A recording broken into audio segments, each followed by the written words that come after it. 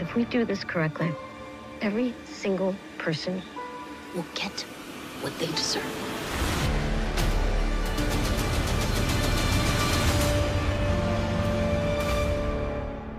What's up, YouTube? It's your boy Mark Dark, and I'm back with another video. If you're new, if you love Your Honor, go ahead and hit that subscribe button. Like the video and leave your theories, comments, everything down below. Now today we're going to be talking about Your Honor Season 2, Episode 1. This is the recap, and I'm going to try my best to focus on all the key points in this episode.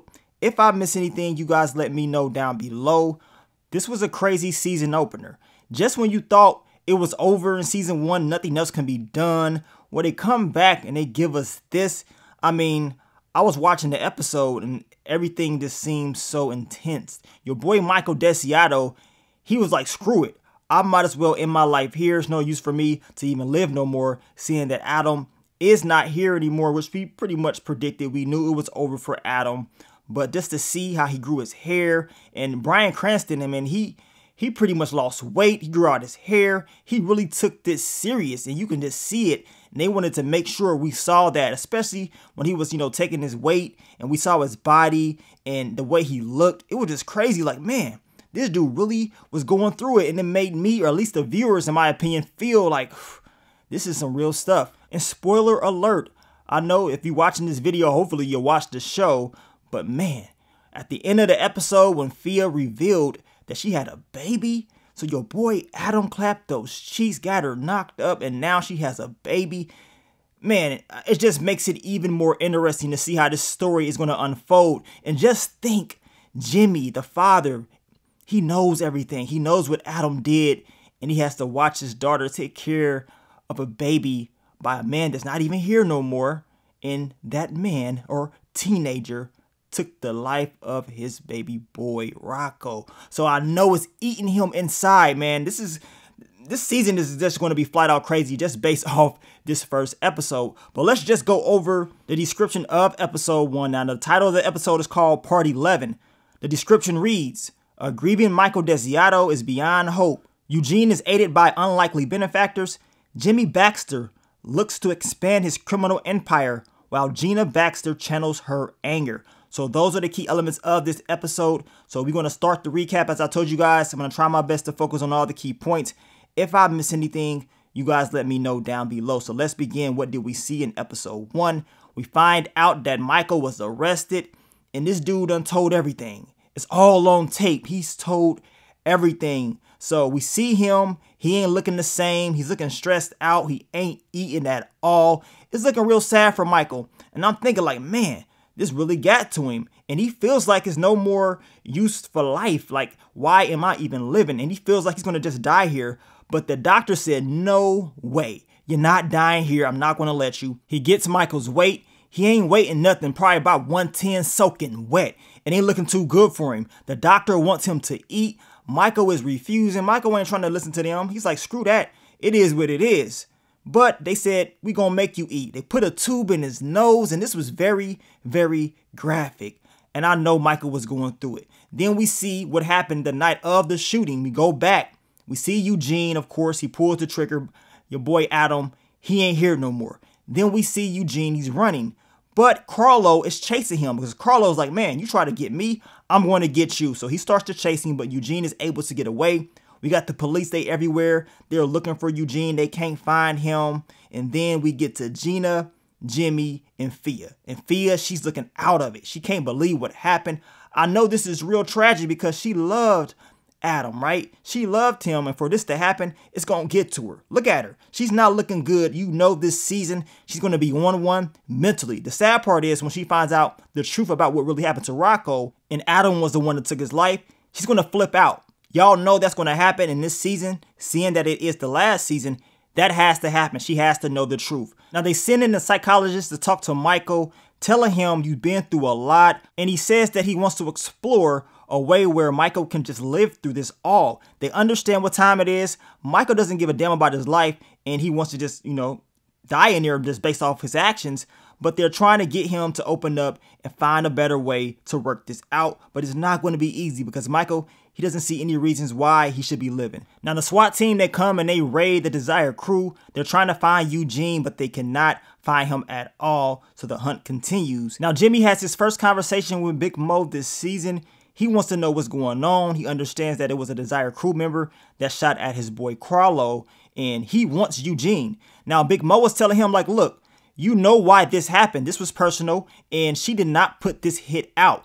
This has nothing to do with her. She tells him that young men are impulsive. You should understand, seeing that Carlo went out and did what he did. But Jimmy, he doesn't really want to hear that. He just wants Eugene, and he pretty much just hangs up the phone. I mean, he's very mad at Big Mo, telling her she can't control her man and all that, but he can't even control his son Carlo. Gina got him on a leash. Anything that she says, he's going to run and do no matter what. No matter how stupid it is, Carlo would do it. So he cannot even be upset about that. He has to understand that this was a personal hit. Like she said, we know Carlo and what he did to Kofi, Eugene's brother. So Eugene wants to get payback no matter what, and he's young and dumb. He's going to do stupid things. But as Big Mo said, we don't really want to be starting a war. You know what I'm saying, over this. It's a better way to figure this out. But we know Jimmy just wants Eugene, and that's it. Now we get to Rosie Perez's character, Olivia Delmont. She is an assistant U.S. attorney, and she is trying to take down the Baxter crime organization and anybody else that gets in her way, but she needs Michael's help. But Michael ain't trying to hear it. He ain't trying to even have a conversation with her. He's like, how the hell did she even get in here in the first place? Michael, he says, look, why can't you just let me die in peace? He's not trying to deal with anybody else. I told you guys earlier, but she says, look, I understand. I mean, you don't want to talk, but you will. So she has something up her sleeves to get Michael to talk, which we know is going to be Charlie. Now, we get to Gina and Carlo, and as I just stated, anything Gina wants, Carlo's going to run like a little dog, a little puppy. I mean, she has him on a leash. He's out there hitting the punching bag, all mad, upset about what happened. But Gina's like, look, why are you doing that? Why are you hitting this bag whereas the guy is still out there? Like, go do something, right? This is what Gina has been doing ever since season 1. And to be honest with you guys, all of this stuff that we're seeing is really her fault. Besides Adam hitting Rocco, everything after that, Gina pretty much orchestrated. She made Carla go do what he did to Kofi, which caused a huge ripple effect, right? This is why Eugene wanted to get payback for his brother, which we saw, but he ended up hitting the wrong person and he took out Adam. Gina doesn't give a damn. She goes behind Jimmy's back, you know, plotting and planning. And the sad thing is, it's going to get worse because her father is going to come into town. And once that happens, things are going to get even more interesting. But Gina is going to be the reason why this family ends up being destroyed. But that's just my opinion. You guys let me know. Now, Nancy, she's like, look, Michael did what he did. He confessed. I mean, he helped with all of this as far as Carlo being able to get out. It's all on tape, right? And she's done with him. She says he deserves to be in prison. But your girl, Olivia Delmont, she's like, nah, that's not going to happen because I need him. I need him to help me take down a whole criminal organization. And we got to bury that confession. You know, he can go to jail, but he ain't going to go to jail for that. You better make it, you know, a tax invasion, but it's not going to be that because this is bigger than this, right? And your girl, Nancy, is pissed off, but that's the pull and power that Olivia has, and she's going to use it. Rosie Perez's character, she's already coming in, and she's not playing around. She's showing us just how powerful she really is. Now, we get to your boy Carlo. You guys let me know just how stupid is this idea. I mean, I thought Adam was stupid last season, but Carlo, really? You're going to go to the Desire, you know, turf and think you're just going to get Eugene just like that? Like they're going to be cool with it? Like, are you crazy? They know who you are. They knew you was coming. That's how dumb you are. This is what I'm talking about. Gina is going to get her family all messed up by doing stupid things like this. On top of it, Carlo is dumb enough to listen to her. I mean, this is a grown man doing dumb things. And then we get to your boy Eugene. He is trying to call Lee. He cannot get in contact with her. We know Lee was helping him last season. And as he's, you know, trying to call her, the Desire crew, they find him, scoop him up, put him in a car, and they're going to take him to Big Mo. Now, Big Mo was telling him, you messed up. Like, why did you do this? I told you this was the long game. We was going to get him down the line. You doing too much. But he says, screw your plans. I didn't really want to do what you was talking about. I, decided to do what I wanted to do. And Big Mo was telling him, did you even think about what would you do after as far as dealing with me? Like, are you crazy? Now, they got Eugene in his storage unit. He got some water or whatever in there. He all chained up. He ain't looking too good. Now, Little Mo, he's like, so what you gonna do with him, right? And Big Mo's like, well, you already know it's only going to end one way. And Little Mo at the time, I wasn't really thinking about it. He was like, man, that can't happen. You know what I'm saying? I can't let little dude go out like that. We saw the connection between them in season 1. And what he did in this episode, man, that showed a lot of heart for him to go out and do that. And we're going to talk about that when we get to that point. Now, Michael sees a flyer for the prison rodeo. And I'm thinking like, man, this is not going to end well. But this is what Michael wants. He said he wanted to just die in peace. Well, if he goes out like this, it might not be that peaceful. And he feels like this is probably going to be his best bet, seeing that he has all these people coming in, talking to him. He just wants to escape and just get away from all of this. We see Adam, they're having a visual for him. Your girl Fia and Jimmy, he's there. But Fia, as soon as she sees the pictures and she sees all the people, she can't stay. She has to get up out of there. Jimmy stays for probably a couple more seconds. He walks up, he sees Charlie, and then he bounces, right? So we know it's very sad, of course, with Adam. And we end up finding out that Charlie, he's not doing so well as far as the poll numbers. So he needs his numbers to get up in order to win the election. And seeing that Adam got killed, it kind of brought the numbers down, the violence and all that stuff. So he has to figure out a way on trying to raise those numbers back up in his favor. Now, we get to Carlo. He's upset. He's telling Big Mo, like, look, I don't got no beef with y'all. You know who I want. Let me handle him, and that's it. Big Mo was telling him, like, are you crazy? Do you honestly believe we're going to let you just do that? That doesn't make any sense at all. And why would Carlo even think this would work? They're not going to just let you take out Eugene. Like, are you crazy? Of course, Carlo is running his mouth saying, look, if you guys do anything to me, my family will do this, they'll do that. Look, if they wanted you dead, you would be dead already, easily. Now, Big Mo, she decides to call Jimmy. And he's with Fia, which, I mean, this conversation was crazy because she's telling him, like, look, I got your boy. As I told you, young men are impulsive. Like, she just told you this. Your boy's going out here doing this. Jimmy does state that he did not send Carlo to go and do that. That's not on him. But it proves exactly what she was talking about, right? I mean, come on. Now, Jimmy tells her to tread lightly, and she tells him, look, your boy will already be dead if I wanted him to be dead. But she wants to avoid this war. And she tells him, you know, look, we can let him go. We can just end this in a peaceful way. And she tells him this is a courtesy call. So Jimmy understands, like, man, I got to think twice about what I'm going to be doing. We understand that Jimmy really doesn't want a war anyway. He stated this last season. And if Jimmy could have done things the way he wanted it to do them last season, things would have played out a little bit different. But we know Gina was all on his back, telling him to do this, do that. Don't just sit back and allow them to do that. But Jimmy wanted to wait. He wanted to be patient, which he mentioned once again in this episode. Now, the Desire crew, they drop off Carlo. They didn't do anything to him. But we know this is not it. We know Gina deep down inside is still going to want to get payback, right? Now, they end up picking up Eugene. Little Mo picks him up, of course. And I'm thinking like, man, this is not going to end well. But I'm also thinking, well, they're not going to kill him because he will probably already be gone. But Big Mo has her own plans. But apparently, Little Mo has his own plans, and he ain't going. He's like, look, he's giving him some money, and he's like, go ahead and catch that bus and get up out of here, man. Trust me, go ahead and leave. I don't know if any of you guys watch Power Book 3 Raising Kanan, where Marvin gave Sam that money and told him to get on that bus and go. Sam didn't do that. Sam hopped right off and stayed, and we end up seeing what happens to Sam. Now, Eugene, he gets on the bus, and hopefully he stays away. But I got a feeling this ain't the last time we gonna see Eugene. Something is bound to happen. Now, Little Mo tells Big Mo that Eugene got away. So this is not a part of her game plan. And she tells him, well, you gonna pay for that, for allowing him to get away. So it goes to show you that Little Mo had a heart. He did not want nothing bad happening to Eugene, and he was willing to risk his safety to save him.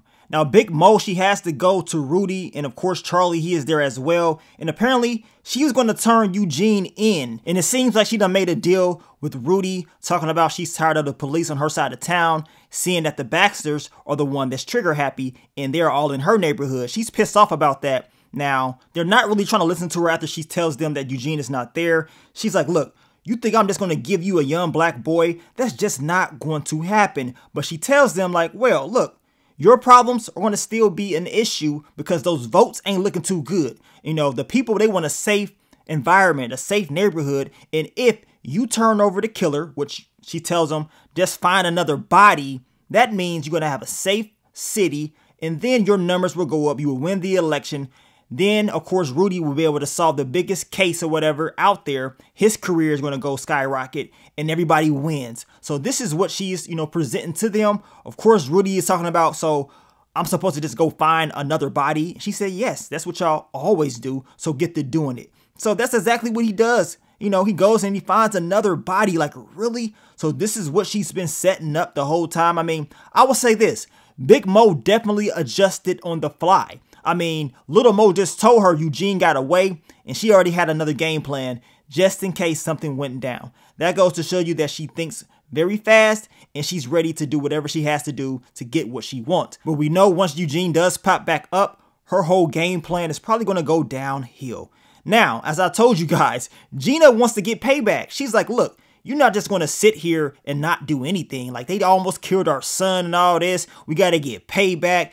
Jimmy is telling her, well, he went out and did what he did and he got what he got, plain and simple. See, Gina believes she controls everything. She's going to get this family all messed up. Jimmy tells her we have to be patient. Tells her that patience is not an action and violence is not a sign of strength. I mean, this is what he's pretty much been on since season 1. Even though Jimmy is the big crime boss and stuff like that, he's old school. You know what I'm saying? He's an old head. He's not trying to go to war, but his family, they trying to go to war and they're going to realize those actions are going to have huge consequences. And we're already seeing them this season. Now, Fia, she goes and she visits Michael Desiato and she's telling him she's been writing him every single month. He hasn't returned anything. He doesn't really want to even go and visit her at all, but he does. And he's telling her just stay away. Now, she tells him did Adam really love her? And he's like, well, Adam was not the best liar. We know this. We saw Adam. He couldn't lie for nothing. And he tells her if Adam told you that he loved you, he was being serious. He was not lying at all. And the conversation pretty much ends right after that because Michael gets up and tells her to stay away from him. He knows most likely she doesn't know the truth about what really happened with Adam and Rocco, but it's just a matter of time before she finds out the truth. Now, I don't know how in the hell they allowed Michael to be able to even get involved in this whole rodeo poker thing with this bull. I mean, it was flat out crazy. And Michael was like, man, this is my way out. I'm finally going to be able to escape all my problems, all my issues. And it's getting real rough because that bull is out there tearing up his other inmates. They're out there playing poker, but in reality, it doesn't really matter who wins the game. I mean, all it matters is if the bull does not hit you and you're the last man standing. And that's what one of the inmates end up telling Michael. He's like, Judge, why the hell are you even out here? Like, I need this money. I got to pay off some bills and all this stuff for my family. Why are you out here? And Michael's like, look, just play the game. And then Michael, he looks the bull right in his eyes. That's something that you do not want to do. The bull comes in, rushes Michael. Michael goes flying. Michael probably should have been the dude right before that, or the first dude, because that first dude, man, he got towed up by that bull. Michael, he envisions Adam and, maybe this is it. He gets knocked completely out. He wakes up and understands that it was not enough. I mean, blood was coming out of his mouth, but no, Michael, you still alive, man. You still got to deal with all these problems, all these different issues on Earth. And he has to have another conversation with Olivia Delmont. I know he was pissed off, like, really? But this time around, Olivia, she come with that heat. She's like, look, I told you I was going to get you to talk. She plays the audio of Michael confessing, and he's telling that Charlie was the one that helped him get rid of the car. So now Charlie, he's involved because Michael is on tape mentioning his name. And we know Charlie, he did this out of love for Michael. He didn't know anything about Adam hitting and killing Rocco. So, of course, Michael was feeling very bad about this because she tells him, if you don't, help me, that means your boy, his whole career, it's over. So it's rather you sit in here and rot out, or you get out, you help me destroy and take down this whole Baxter criminal organization. You save your best friend's life and his career. And hey, you get to live to see another day. Well, Michael probably doesn't give a damn about that. He just wants to protect his boy Charlie for what he did for him in season 1.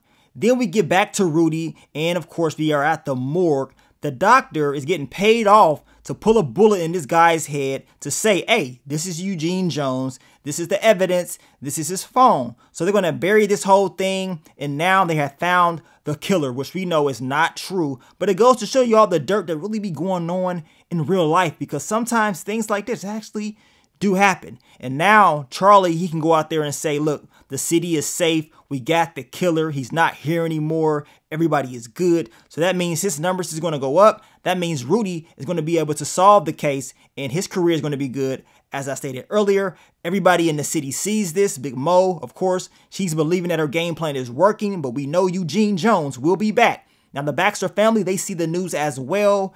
And they like, man, they took out their own boy, Eugene. So maybe everything is good with us. We don't have to do anything. But y'all know Gina, she ain't gonna let that slide. And while all this is happening, we see Eugene, he's on the bus. He got to go to his new location. I believe little Mo gave him an address or whatever on where he needs to go. Hopefully everything is good for him, but we know it's just a matter of time before more issues come his way. Now we get to Fia. She's writing Michael a letter once again. She's talking about Adam and how when she thinks about it, she did not really know him like that. I mean, it was a short amount of time. They got real close, but you know something is about to happen from the way everything is going. And all of a sudden we see a baby. And I'm looking like, really? So Adam got this girl pregnant. She done had the baby and it's not over yet. I mean, come on. We know Jimmy is in his feelings because of all this is going down. And once Michael realizes that she, of course, had this baby and that Adam got her pregnant, he's going to just flip out, in my opinion. I mean, I honestly don't even know what Michael's going to do just based off how we've seen him so far in episode 1. He's going to be a granddaddy. He's going to have a grandchild. Him and Jimmy, they got a grandchild. And the episode ends out with Olivia. She's calling Michael. He's, released from prison. And she's telling him, thank you for doing what you did or whatever. Now it's time to do what we got to do.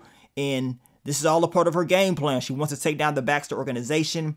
And Michael, he's going to have to be a part of that. The thing is, the Baxter family cannot know that Michael is a part of all of this whole operation to bring them down. The question is, how will Michael actually do this? He's going to have to move very smartly this season.